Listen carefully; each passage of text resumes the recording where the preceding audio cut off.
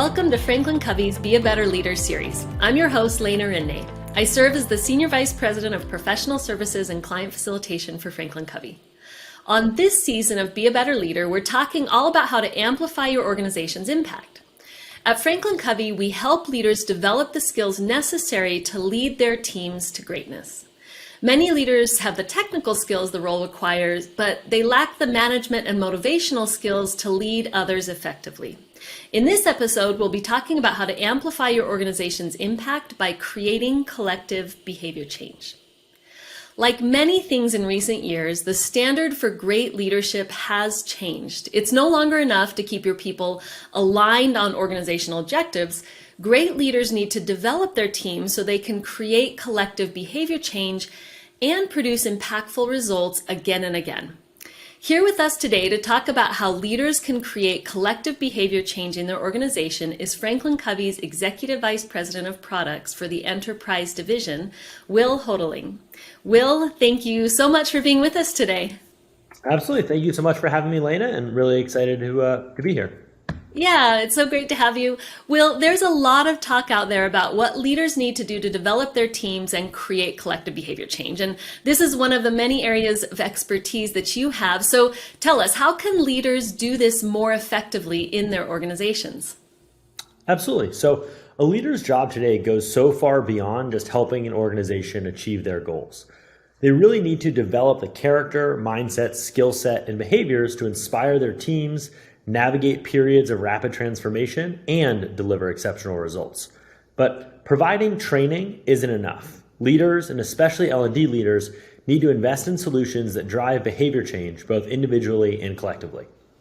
Yeah, Will, you and I are both like L&D nerds. Like, we love talking about this topic. We work with our clients and our product on this. So let's dive into it a little bit more. So you mentioned investing in the right solutions. So what do L&D leaders need to look for when they're evaluating various solutions? Absolutely. So I think kind of modern L&D solutions generally fall into a few buckets. So you have one category, which are really content-centric learning libraries. Oftentimes, these are platforms that have thousands, if not hundreds of thousands of videos, and they guide the learners through a self-directed learning experience. Often, watch a video, take a quiz, watch a video, take a quiz. These platforms excel with scale. They have a ton of breadth to cover every need your organization might have, but they struggle with generating impact. Right? It's really hard for individuals to learn simply by watching a video and taking a quiz. If learning were that straightforward, we would have had textbooks replace teachers centuries ago.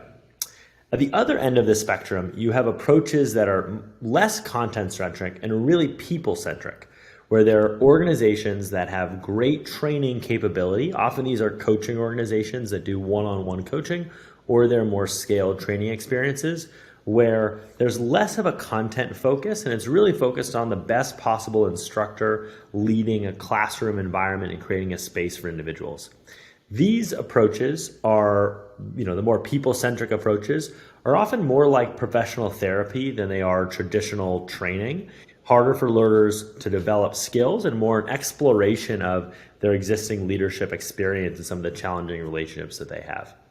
Then there's a third category of solution that's really a technology-centric solution. These are often the LMSs or LXPs that are really containers to take content and then put it onto these platforms to then guide learning pathways.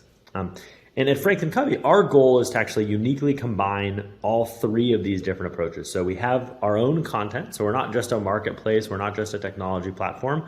We have our own principle-centric content that's been, tried and true, tested by organizations for decades, focused on about 12 different leadership capabilities and about 40 different skills. We also offer people. So we offer a coaching experience one-on-one. We also offer facilitated courses taught by subject area experts who can create that space for introspection and reflection. And then we also have a technology platform that powers the learning experience, both the learning experience we've created, and then also we're adding more features and functionality to allow clients and companies to bring their own kind of content onto our technology. So I mean, just to summarize, the industry as a whole, the L&D industry as a whole right now, has solutions that are content focused. There are solutions that are really people focused. There are solutions that are technology focused. And our goal is to kind of uniquely combine content, people, and technology to drive that behavior change at scale. Thanks, Will. One of the things I appreciate about what you said there is each of those, the content, people, and technology, they each have their own benefits. I mean, there's application use cases for each of those, but for L&D leaders who are looking to drive collective behavior change, they should be evaluating among all of those criteria because each one's important when you're working with developing people and driving behavior change. So thank you. So when we're talking about L&D programs, there's this concept of active learning that takes place. So can you talk a little bit more about active learning and why that's important for a solution as well? Absolutely. So prior to starting, I started a company, Strive, 5.5 years ago. We were a management training and leadership development platform that was acquired by FranklinCovey. But prior to starting Strive, I spent 3 years working at a startup called Minerva, where we raised $175 million to build a university from scratch. And the founding dean of Minerva was a guy named Dr. Stephen Kosslyn, who previously was the dean of social sciences at Harvard, ran the Center for Advanced Behavioral Science Research at Stanford, and he's one of the world experts in the science of learning. And he would always say to our faculty and to our students at Minerva that 30 years of research can be boiled down into one short sentence, which is active learning is better than passive learning. A lot of what happens in kind of modern training experiences in K-12 classrooms and in university classrooms is passive learning. It's the idea of the professor sage on a stage lecturing an audience of people. In the corporate training environment, that might be the video and quiz experience that I discussed earlier, where what you do is you just listen to somebody talk, and then ostensibly you're gonna change your behavior in the real world. Real learning, real behavior change requires an active process of intentional application. So you might have heard of the term the Kolb adult development cycle, this idea of kind of getting people to reflect on how they perform today, absorb content, reflect, and then, absorb content, practice, and then apply it. And so active learning is about guiding people through that adult development cycle, guiding through the process of reflection, absorption, practice, and application. And so that's really what we focus on at FranklinCovey, is driving people to intentionally apply lessons that we teach in the real world. So we're not just a platform where you watch a video and ostensibly you change behavior by osmosis of ingesting the content and memorizing it. We're not just a training company that organizes the sage on a stage person at a conference room telling people about the new latest leadership trend, fad, skill, lesson. We're really a behavior change company that focuses on using technology, using people, our instructors, our coaches, to drive that intentional application cycle, that adult development cycle. I can think about the most important and impressive learning environments I've had, and even the leadership lessons that have actually changed my leadership. And it is exactly what you said. I might have insights by reading a book or listening to a podcast or a conversation, but the ways that I've actually become a better leader have required all of those things you just talked about. It's not just learning an idea. So thank you. Really such great information. Will, thank you so much for joining us today. It's always a pleasure to spend time with you.